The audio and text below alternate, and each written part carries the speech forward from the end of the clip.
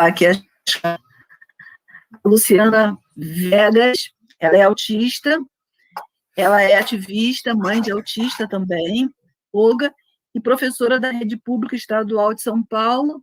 Ela é membro da Abraça e uma das idealizadoras do movimento Vidas Negras com Deficiência Importam. A gente está muito feliz de recebê-la aqui entre nós, após essa fala do Alcauã, que refletiu sobre realmente a necessidade de nos posicionarmos frente aos ataques que temos recebido. Importante lembrar que se hoje nós estamos aqui reunidos para discutirmos esses ataques, é porque no passado tivemos pessoas que militaram também para garantir que nossos direitos pudessem ser discutidos.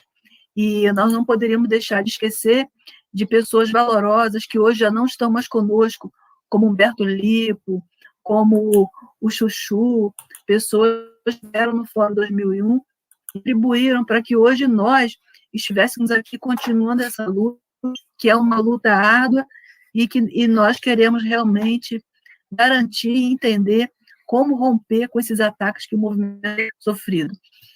Luciana, seja muito bem-vinda, você tem 25 minutos, quando estiver acabando eu faço aquele papel chato de te avisar que está na hora de concluir, e logo após a sua fala, eu passo as perguntas que as pessoas podem estar fazendo aqui no chat. Fique à vontade, o tempo. Obrigada, viu? Bem, primeiramente eu queria fazer a minha autodescrição. Então, eu sou uma mulher negra, eu tô com cabelo black e ele é bem curto, ele tá na altura, curtinho, não tá nem na altura dos ombros. Eu tô com 2 tranças caídas no rosto, tô de batom, vinho, tô com uma camiseta florida e amarela, né, estampada, mas o fundo dela é amarelo. Tô com fone de ouvido rosa e brincos de argola grande. Também tô na frente de uma estante suspensa de livros e sobre uma parede amarela mais clarinho, assim, né, bem clarinho. Bem, então, eu ouvi a fala do Cauã e é muito potente, assim, a gente entender, e eu gostaria de começar a minha fala pensando numa provocação, porque quando a gente fala do governo Bolsonaro, sobretudo quando a gente fala de pessoas com deficiência, a gente geralmente pensa que, nossa, os outros governos foram bonzinhos, os outros governos partiam deles a ideia de que eles poderiam incluir, acessibilizar, e na verdade não, né? Na verdade, a gente já vem de um processo de luta muito intenso no Brasil, e aí o governo Bolsonaro, ele vem na contramão, não só da luta anticapacitista, mas na contramão, inclusive, passando por uma ideia eugenista, né, sobre as pessoas com deficiência.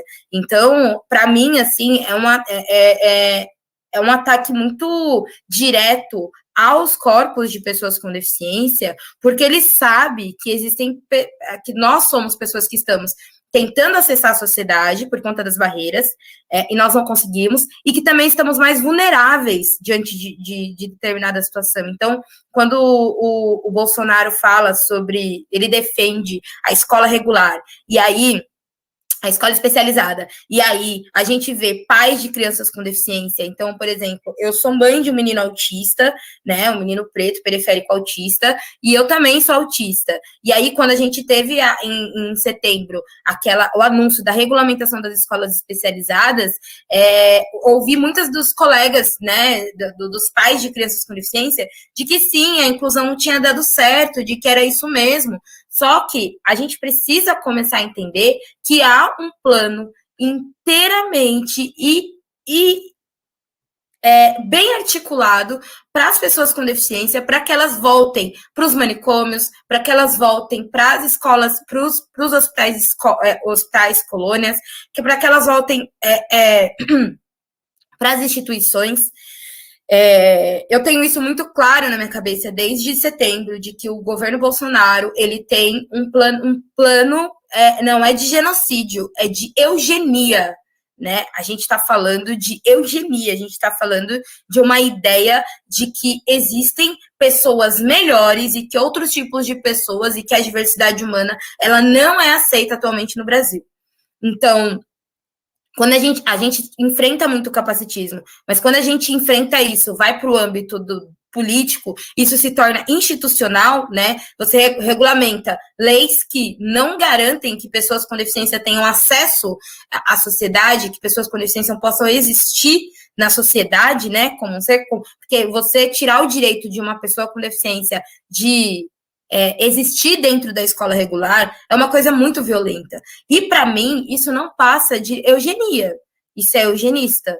Não há outro tipo de conduta, de pensamento que eu percebo, que eu vejo, senão eugenia. Sobretudo da maneira que foi. Então, a gente tira primeiro as escolas especializadas, a gente coloca as escolas especializadas, joga as crianças com deficiência dentro e os adolescentes dentro das escolas especializadas, e aí, na semana seguinte, se vota se vota para que eu não vou lembrar o nome da política, mas se vota para que instituições filantrópicas, que é exatamente o encaixe das escolas especializadas recebam dinheiro do governo federal, diretamente. Então, isso é uma coisa que, para mim, está muito claro de que a educação é o caminho possível deles começarem a nos excluir e retirada de direitos. Mas isso não aconteceu, isso não foi só a partir de setembro, né? Antes, como a Cauã lembrou, a gente já estava ali dentro da margem de cotas, então pessoas com deficiência, por exemplo, eles tentaram unir, colocar ali nas cotas, né, de afirmativas para emprego mesmo, que pessoas com deficiência e jovens institucionalizados pudessem concorrer ao mesmo tipo de vaga, né? Você coloca uma pessoa sem deficiência e uma pessoa com deficiência para concorrer à mesma vaga, não faz o menor sentido, porque óbvio que o empresário não vai escolher a pessoa com deficiência, porque para que nós estejamos dentro desse processo, né, para que nós possamos acessar a sociedade, trabalhar, precisa-se reestruturar a sociedade como um todo. E aqui a gente está falando pensando na questão arquitetônica, que a barreira arquitetônica que o Cauã traz muito bem. Então, a acessibilidade arquitetônica, ela vai dinheiro, ela vai investimento, e assim, não é muito dinheiro que se investe nisso, mas ela garante acesso de todas as pessoas a todos os espaços. Quando a gente fala, por exemplo, do ponto de vista autista, né, da comunidade autista ou de deficiências invisíveis, que a gente precisa de outros tipos de acessibilidade, outros tipos de derrubada de barreiras que são um pouquinho mais complexos, aí a gente está indo para um outro caminho que da gente simplesmente não ter o direito de ter acessibilidade dentro dos espaços. Então, o autista tem que lidar mesmo com aquele espaço hiperestimulado, o autista tem que lidar mesmo com os barulhos da empresa, porque é assim que funciona, o autista tem que lidar mesmo com o tempo de trabalho, que é extremamente... O tempo de trabalho, ele é ruim, né? 48 horas de trabalho, é ruim até para quem está trabalhando. E quem trabalha 8 horas por dia não produz 8 horas por dia, né? E aí, quando você é autista e você quer tentar acessar a sociedade, né? Você precisa trabalhar, porque você não pode ficar dependendo do BPC, porque uma política de auxílio que não contempla, gente. É um salário mínimo. Não é possível, não contempla. Você não vive com salário mínimo, né? E, assim, se vive sendo uma pessoa com deficiência, precisando de suporte, de remédio, de mais um monte de coisas, você não vive, você vive subsistência, você passa fome. E aí a gente tem os casos de pessoas com deficiência, casos não, né? Milhares, porque ainda assim existem pessoas com deficiência que estão em extrema vulnerabilidade, passam fome, não conseguem arrumar emprego, e é uma bola de neve que vai enchendo e vai somando um monte de opressão, né? Junta aí racismo, classismo, capacitismo, e aí a gente fica cercada, a gente fica sufocada, a gente não consegue pensar em que caminho a gente vai seguir partindo daqui. Então, quando você coloca uma pessoa sem deficiência, uma pessoa com deficiência dentro de uma lógica do ambiente de trabalho, obviamente a pessoa sem deficiência vai, por não precisar de tanto suporte, obviamente ela vai conseguir acessar esses espaços, né? E aí, tem um outro porém, que eu acho que é muito importante a gente pontuar aqui, é que as pessoas com deficiência, e eu respeito muito o movimento de pessoas com deficiência, eu respeito muito a história do movimento de pessoas com deficiência, mas eu acho que a gente falhou, não no sentido de luta. Eu acho que a gente conseguiu muita coisa, a gente está brigando por muita coisa, e eu agradeço muito quem veio antes de mim. Mas eu acho que agora é um novo momento da gente entender a interseccionalidade dentro desse processo. Então, qual momento a gente está? A gente está dentro de um contexto, né, dentro de um Brasil pandêmico, que a sua maior parte das pessoas estão voltando para a miséria, né? As pessoas estão passando fome, né? Porque não tem emprego, não tem auxílio, não temos saúde, não temos educação, a gente literalmente está à deriva. E aí a gente tem pessoas com deficiência, sobretudo os pobres, faveladas e pretas, dentro de uma situação extremamente vulnerável.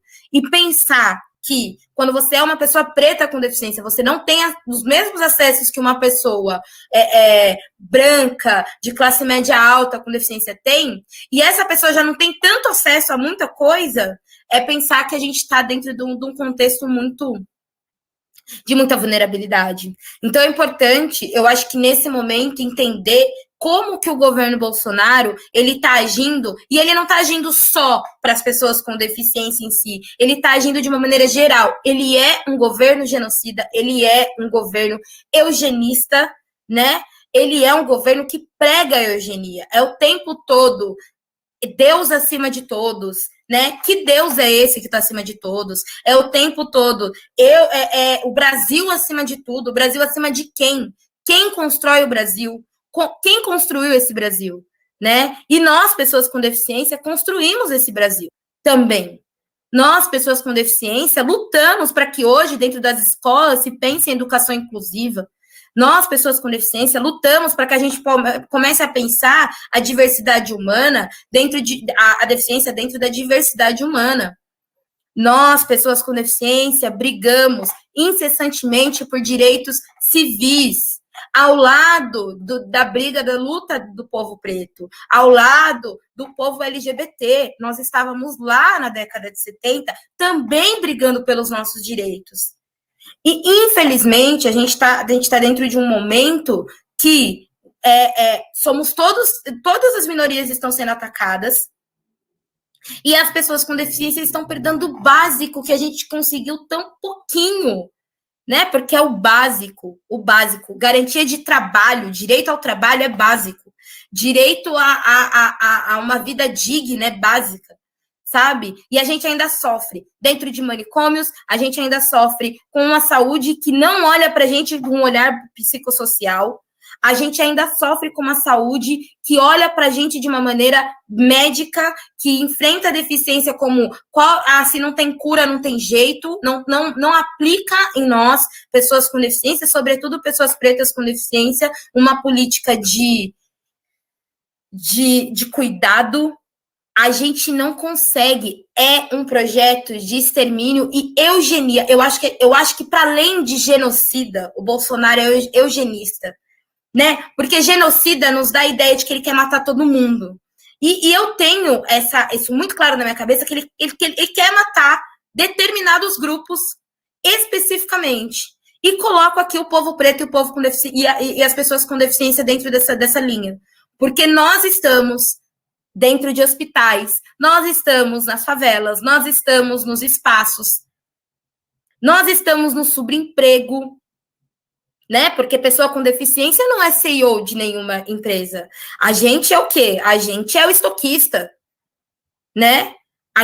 Quando a gente não tem emprego, quando a gente tem, né? Porque raramente não tem. Já ouvi casos de pessoas surdas que se candidataram para uma vaga de pessoa surda, e aí o que acontecia? Chegar lá, não, a gente não pode contratar porque a gente não tem intérprete. Faz o menor sentido isso, né? Então, eu olho para para esses ataques do Bolsonaro, insistentemente, né? O governo Bolsonaro é um governo genocida, assim, que não pensa em vacina, que está no meio de uma pandemia e demorou não sei quantos meses para colocar pessoas com deficiência na fila de prioridade da vacina. Mas eu olho para esse governo e vejo, ele quer sim atacar quais populações? Para mim, ele é eugenista. Para mim, é pessoas com deficiência que estão ali na linha de frente de ataque desse cara, desse senhor e da sua trupe, porque ele não é sozinho, né? Quem estipulou, regulamentou, não foi ele. A gente sabe que a escola especializada foi regulamentada e foi articulada antes do Bolsonaro anunciar. A gente sabe que existe um plano dentro da Câmara de Deputados, existe um plano de colocar clínica escola, né? A escola está perdendo o papel de escola para pessoas com deficiência e está começando a assumir um papel de médico, um papel de cura, de reversão, sobretudo para pessoas autistas. Tá rodando o Brasil, tá rodando essa dinâmica. É convencimento para cada pai de aluno com deficiência de que seu filho vai melhorar, seu filho precisa deixar de ser quem ele é, seu filho precisa deixar de ser autista. Quanto menos autista, melhor. Quanto menos parecer, melhor. Porque é só assim que ele consegue ser incluído na sociedade. Então, a gente sabe que a gente está perdendo direitos fundamentais. Não só as pessoas com deficiência, mas nós estamos sofrendo um ataque direto. E aí, quando se fala disso, para mim, quando se coloca essa questão, esse ponto, para mim, quais são os corpos que o Bolsonaro quer matar? Quais são os corpos que ele quer excluir? Para mim, são corpos com deficiência. São esses corpos que estão sem emprego, são esses corpos que estão jogados em manicômios, são esses corpos que não têm atendimento, são esses corpos que não têm acompanhamento, que não têm tratamento. São esses corpos. Ou se tem dentro muito da lógica médica e que viola direitos fundamentais e direitos humanos. Lutar pelas pessoas com deficiência, para mim, também é sobre luta de direitos humanos. E eu não posso deixar de falar aqui que os corpos mais vulneráveis são pessoas com deficiência e preta. Quando eu falo vidas negras com deficiência importa, quando a gente traz esse debate, a gente está querendo dizer que nós não estamos nos espaços, nós estamos invisibilizados, que o tempo todo estamos sendo violentados. E o governo Bolsonaro, ele tem uma lógica eugenista. E a gente precisa começar a retomar de como a gente vai construir, como a gente vai pensar em retomar esse espaço, né? E faço o convite junto com meu amigo Cauã.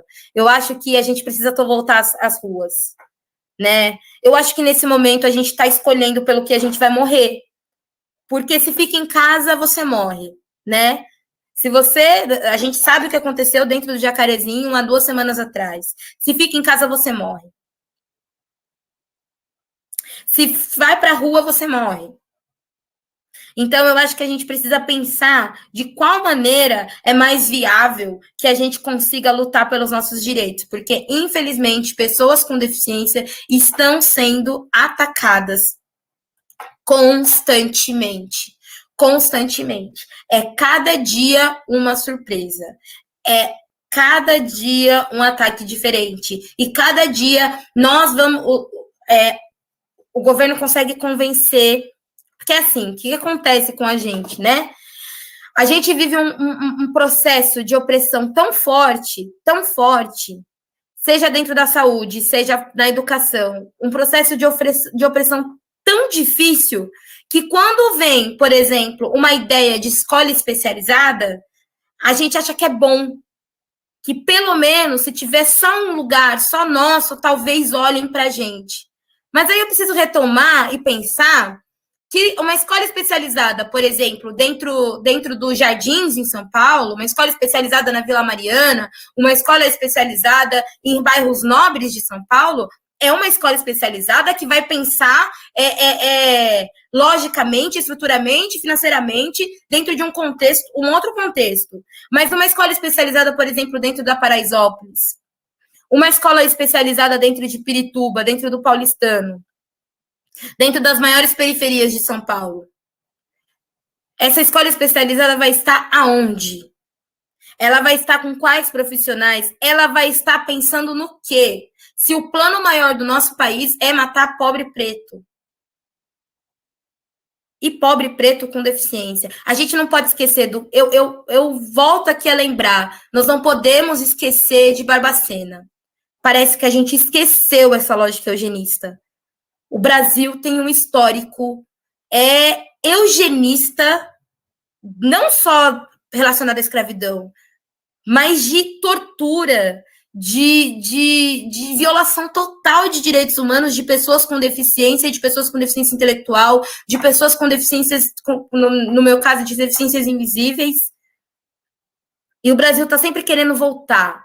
Eu sinto que esse governo Bolsonaro, ele tem uma política e uma dinâmica de voltar para as escolas, para os hospitais colônias, voltar para os manicômios, voltar para Barbacena. Não podemos esquecer o que aconteceu em Barbacena. Infelizmente, é uma lógica genocida, é uma lógica capitalista e é uma lógica que isso faz parte do capital, né? A gente precisa violar esses corpos para que o capital continue funcionando, e é uma lógica capacitista. Nós precisamos começar a entender. Ir para a rua. É o que eu faço cor aqui com o que o Cauã falou, volto a dizer. Precisamos ir para a rua, precisamos ocupar as ruas, que no dia 29 a gente consiga estar nas ruas e ocupar as ruas para que o Bolsonaro entenda de uma vez que o povo não quer morrer de fome, o povo não quer morrer de bala, o povo não quer morrer de Covid, o povo quer vacina. E é isso que a gente quer. Muito obrigada.